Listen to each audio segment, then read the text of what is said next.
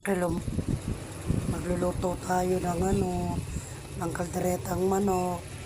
Ito, pinapalambot ko muna sa kawali yung manok. Mga kawalwal. Yan, kailangan kasi brown na brown yung manok. Tsaka natin susunod yung bawang sibuyas. Yan mga kawalwal. Pinapa-brown muna natin yung manok, mga kawalwal. Bago natin yan, nilagay na natin yung bawang sibuyas. Naglalagay na tayo dyan ng condensed. Mga ingredient, mga kawalwal. Naglalagay tayo dyan. Tomato sauce. Naglalagay tayo dyan ng tomato sauce.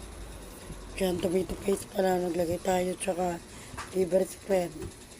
Yan, maglalagay tayo dyan, mga kawalwal.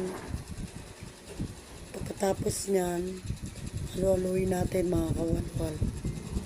Lalagay tayo dyan ng mga bisarap, asin, paminta, pampalasa, mga kawalwal. Ang sarap nito lulutuin ko, mga kawalwal.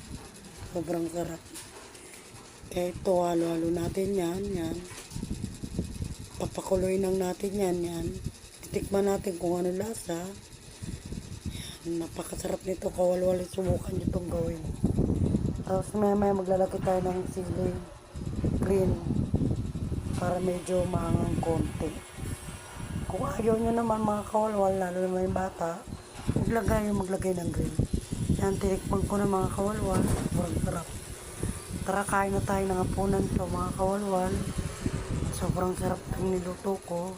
Kaya subukan nyo rin magluto ng ganito, mga kawalwal. Pambahay lang, lutong pambahay.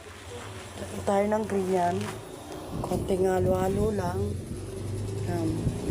Pag malambot na yan, mga kawalwal, at lumapot na, yan luto na. Maraming salamat sa panonood yung mga kawalwal.